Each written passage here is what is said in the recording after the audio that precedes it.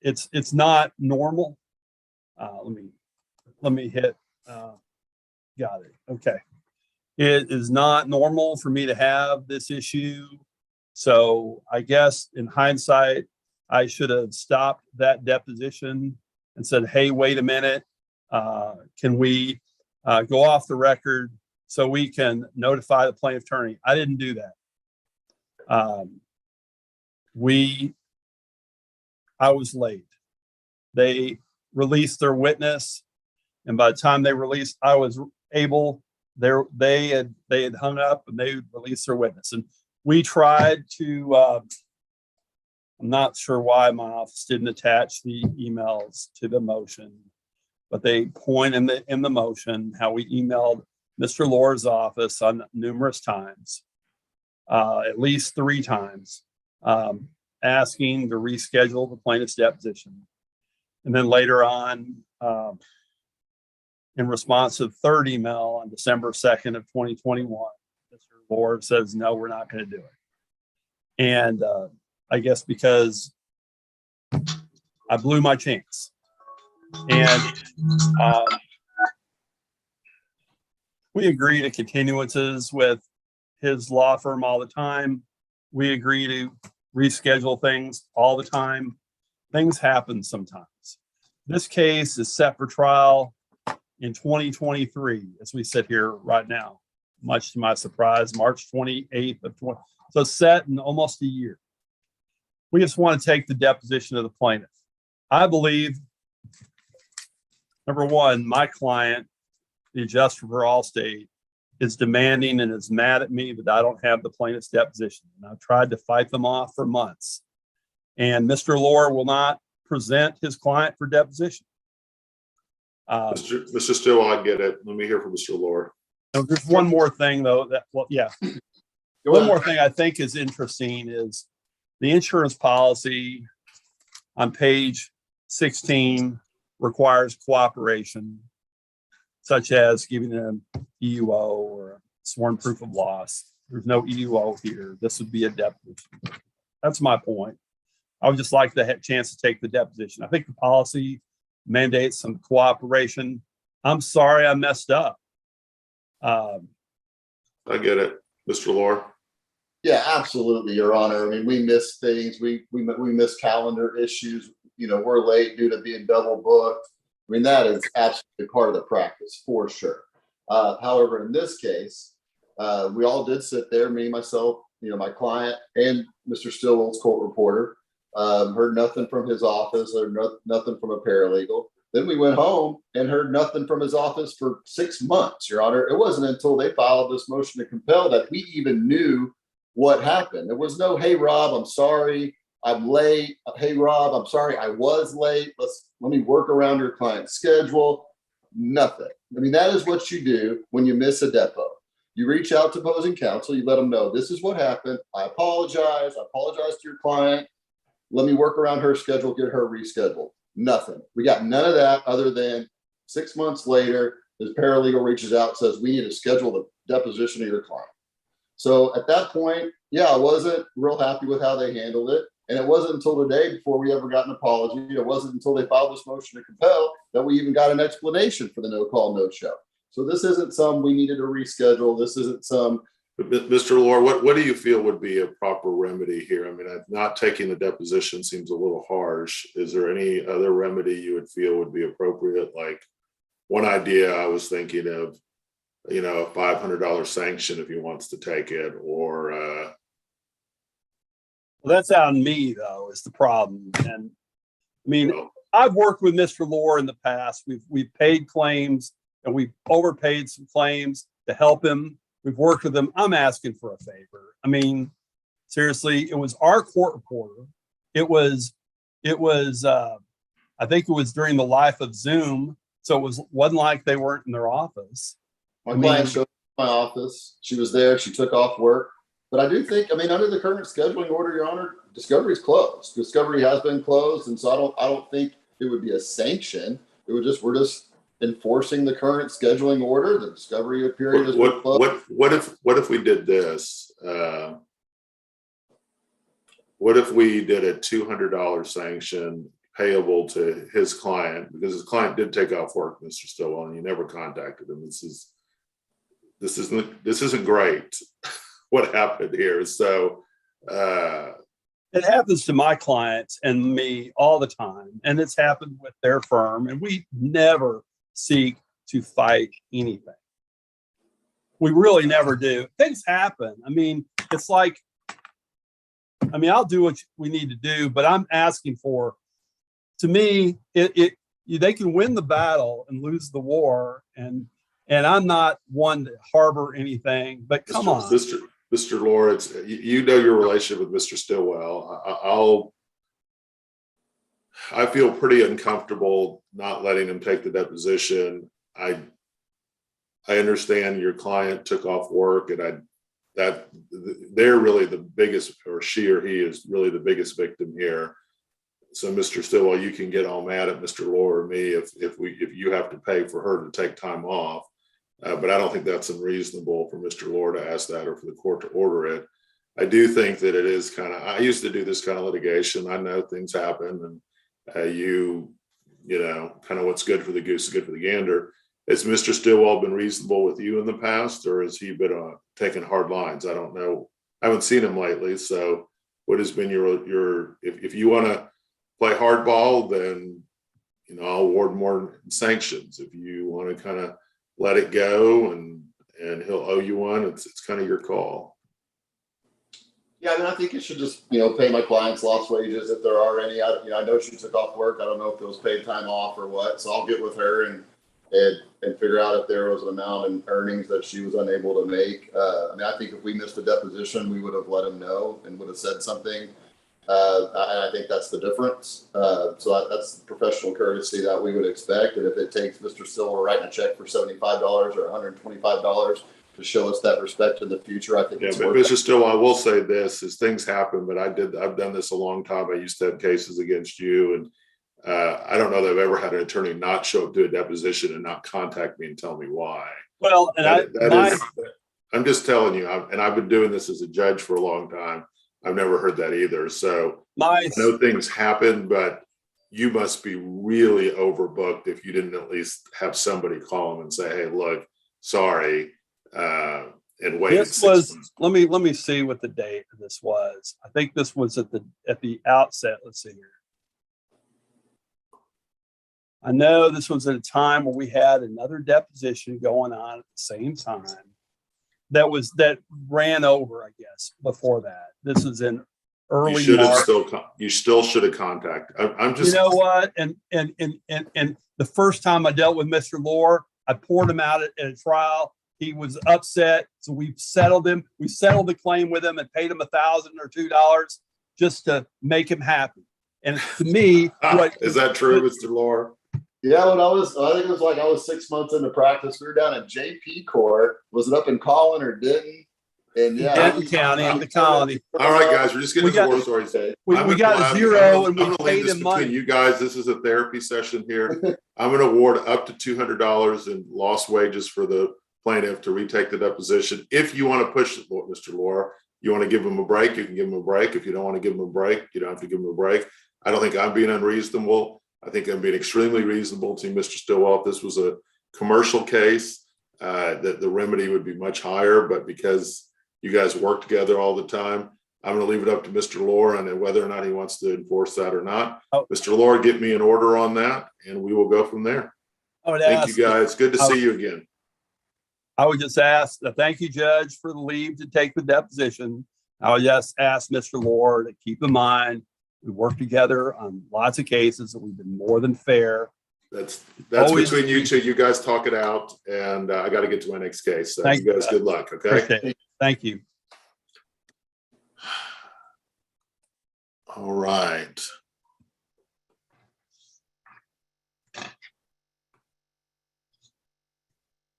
Are both sides here? I have two more cases left, I believe, today.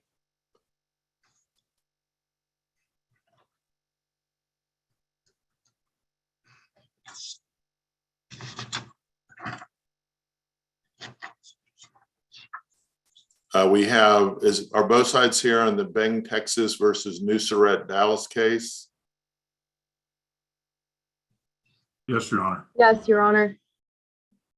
All right, Tony, let's go on the record on cause number DC 2100902. Benge, Texas versus Nusret, Dallas LLC. Counsel, make your appearances. Good afternoon, Your Honor. This is Sophie Myers for the defendant, counter plaintiff, third party plaintiff, Nusret Dallas LLC.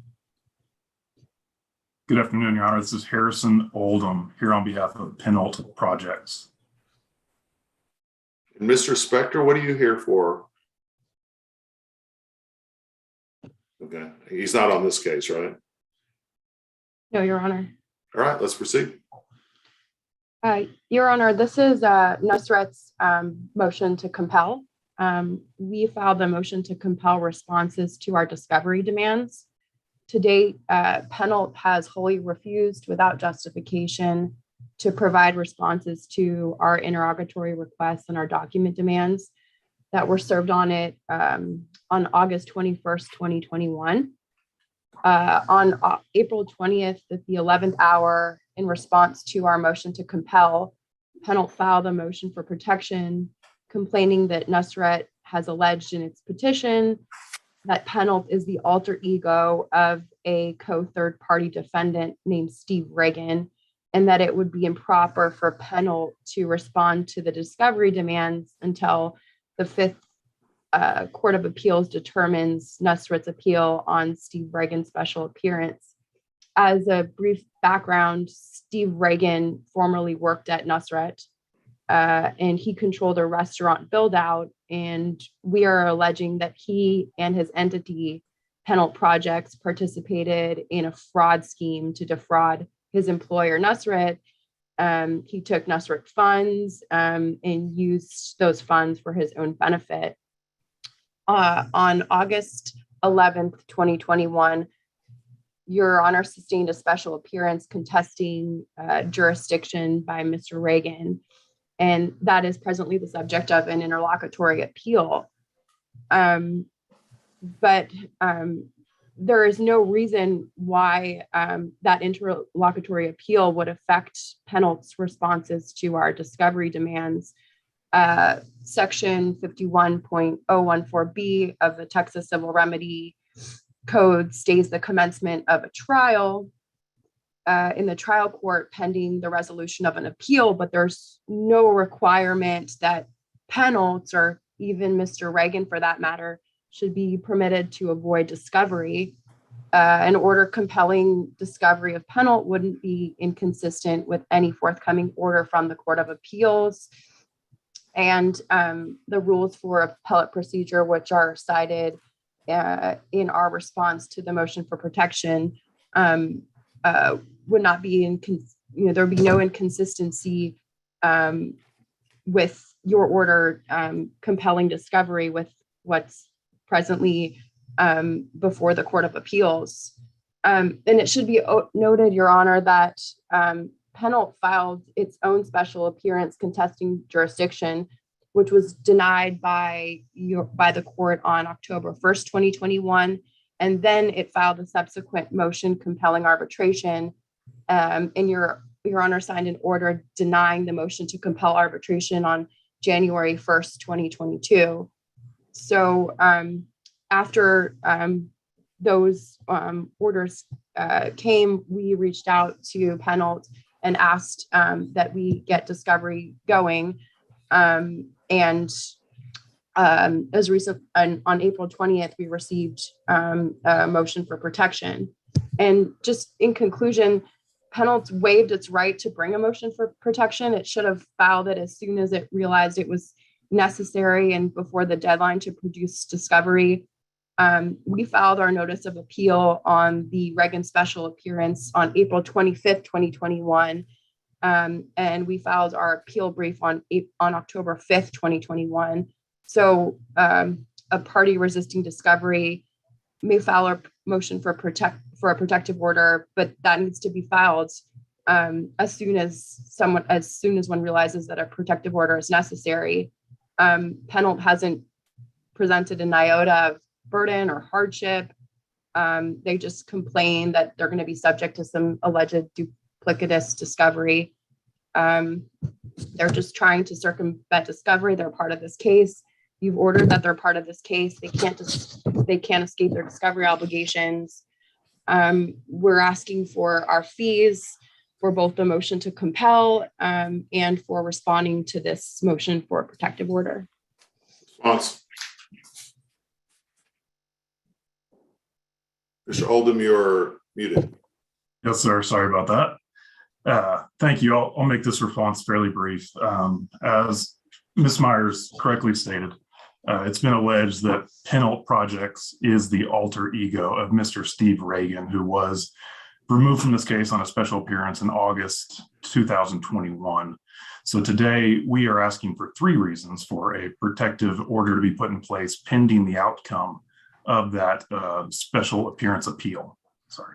So essentially we have 3 reasons why we think a protective order should be put in place pending the outcome of that appeal. First is that if the parties, specifically Penalt, is forced to engage in discovery at this time, it will absolutely duplicate the discovery efforts for all the parties in this case. Just by way of example, if Penalt engages in discovery now with Binge, Texas, and Newsret, and discovery goes both ways and parties respond and object, and then afterwards, if the Court of Appeals returns Mr. Reagan to the case, all those efforts will have to be repeated. Mr. Reagan, if he's returned to this case, will It's not going to make a difference for written discovery. I agree with you on depositions maybe, but not on written discovery. But Your Honor, if Mr. Reagan is returned to the case, then he will have the opportunity to partake in discovery. He can send He can send, yeah, but all they're asking to, as I understand, is just to compel discovery sent to Penalt, right? To Penalt, whether or not, yeah, I'm sorry, I don't find that persuasive at all. What's your next reason? That's fine. Second is that if Mr. Reagan is returned to this case, he could compel this matter to arbitration. There is an arbitration agreement in place that's already, and this court has already held. If a party to that arbitration agreement compels it to arbitration, then the matter will be sent to arbitration. So if discovery is conducted now, it could be circumventing the rules of the Federal Arbitration Act because they provide a very limited scope of arbitration under the Federal Arbitration Act. And so permitting all the parties to engage in discovery now effectively circumvents the Federal Arbitration Act. Okay. Sorry. Okay, that's Third fine. reason. The third is just that Penalt has been alleged to be the alter ego of Mr. Reagan as okay. And Yeah. essentially, So let me hear why we shouldn't sanction you. I'm sorry. Well, she wants to sanction you. Why shouldn't we? Well, we tried to discuss this matter in March. I explained our position. Ms. Myers and her firm chose to proceed with the motion, and we've been very upfront with our point of view on this from the time we started talking about it. Discovery was originally sent to Penalt in August last year. However, we didn't hear anything about a motion to compel until February. So we assumed that discovery was awaiting the result of the appeal just because an integral party to the matter was being appealed on a special appearance. And it has not been alleged anywhere. The Penalt Project took an act independent of Mr. Reagan. They are tied together at the hip. All right. Ms. Myers, let me tell you my general approach to sanctions in this situation. I don't agree with Mr. Oldham. I don't think he's acting in bad faith at this point. How much are you asking for in sanctions? We were just going to ask for our fees and bringing the motion to compel and the Which is not much. I am not sure, Your Honor. I was planning on submitting an affidavit. If you would have allowed, I would plan on submitting an affidavit to the court with the fees. I mean, that should have happened before. I'm not fussing with you, but it should have happened before. I'm not going to award sanctions at this point. If this becomes a pattern, I may award sanctions in the future, but at this point, I'm not going to award sanctions. And what I was going to do, if you had submitted something for me to use, I would have said, let's say you're asking for $5,000. I would have said, award $5,000 from sanctions if they don't answer discovery within 14 days. But if we don't have any numbers here, I'm just going to go ahead and deny it for now. So I have the order. I'll go ahead and sign that. I'm crossing out the section on sanctions. And is 7 days enough time for you to get these answered? Your Honor, could we possibly do 10 days? 10 days is fine. Thank you.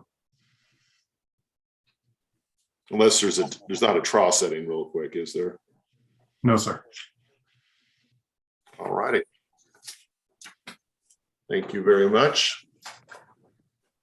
Thank you. Thank you, sir. All right, you guys have a great day, and we'll see you on the next one, okay? Thank you. Thank you.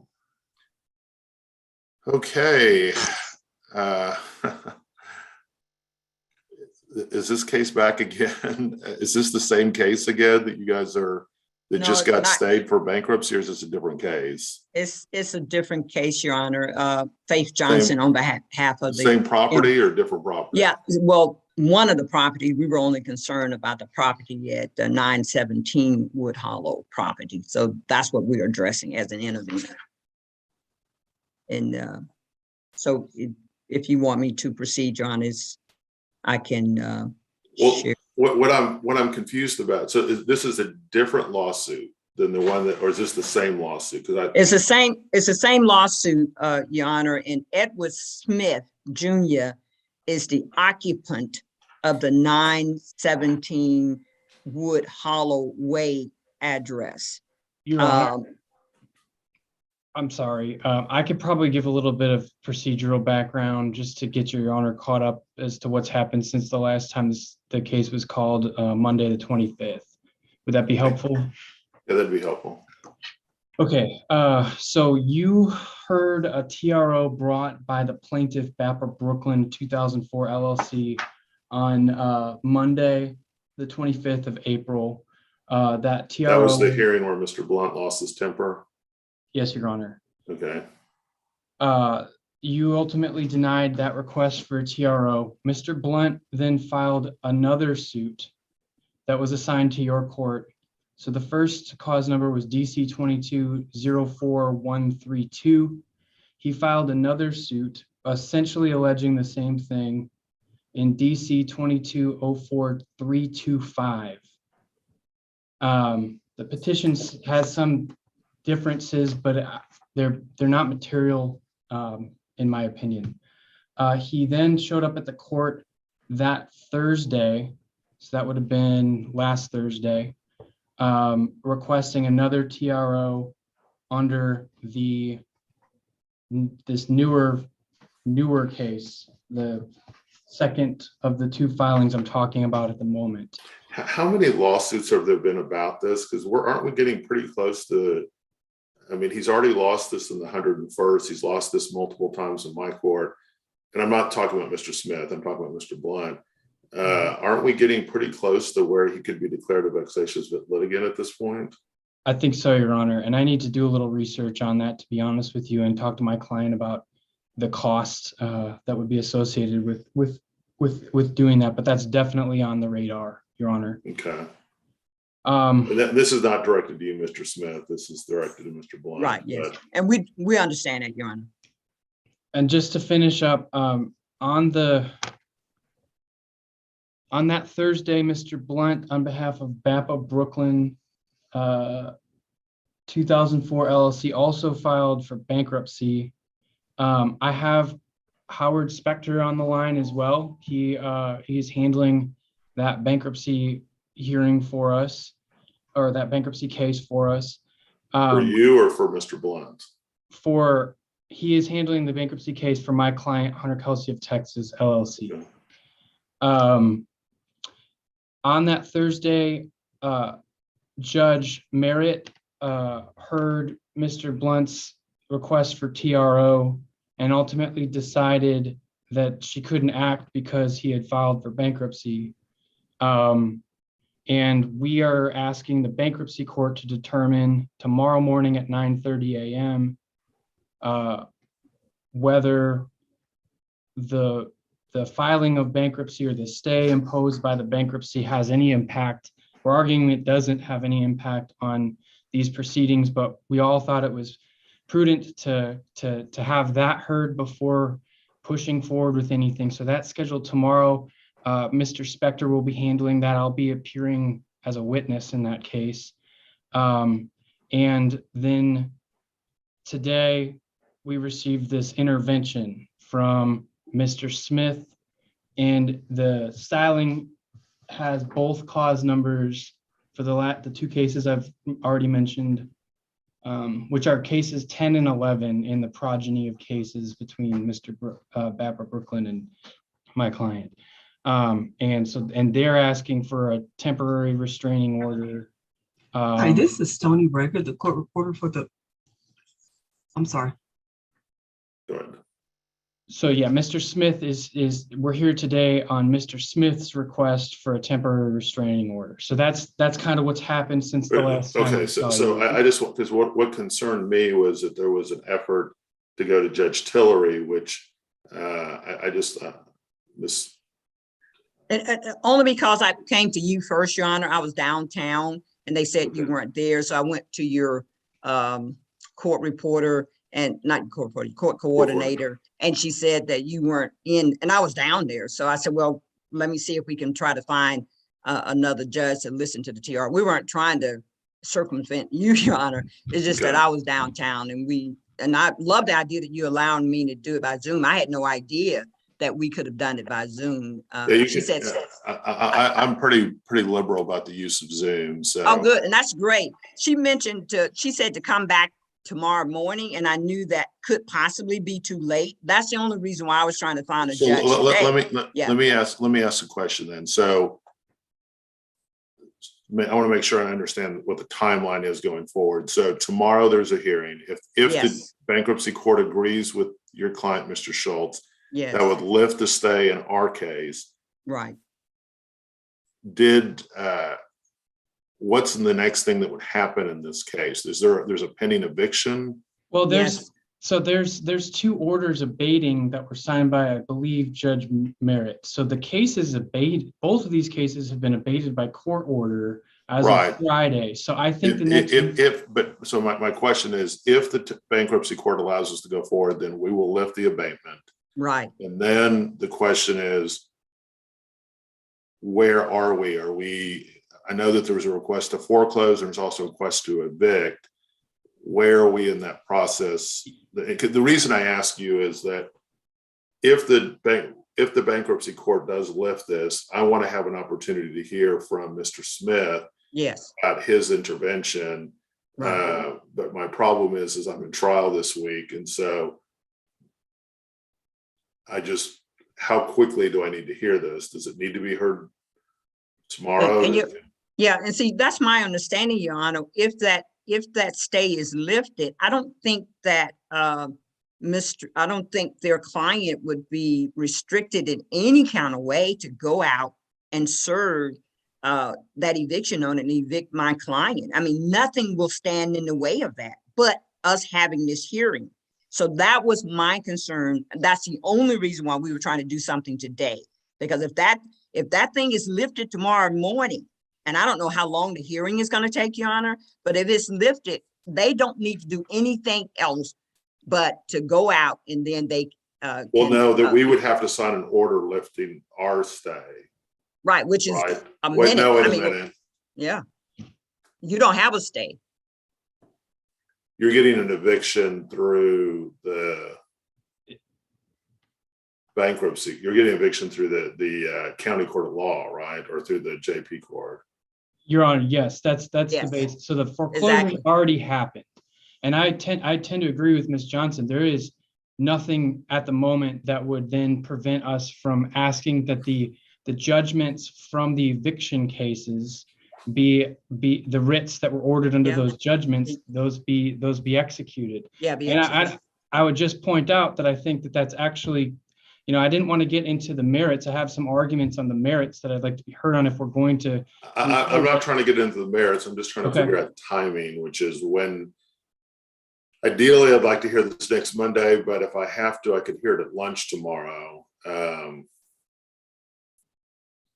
That's my question. It's just how quickly does this need? If the bankruptcy court agrees with you, if the bankruptcy court doesn't agree with you, then there's nothing. No problem, right? But But if the bankruptcy court has agreed with you, I want to be able to hear the TRO because this is involving Mr. Smith, not Mr. Blunt. So I'm not saying it'll make a difference. I want to make that clear. It may be exactly the same, but I at least want to be able to hear it because it's not exactly the same case. So, Right.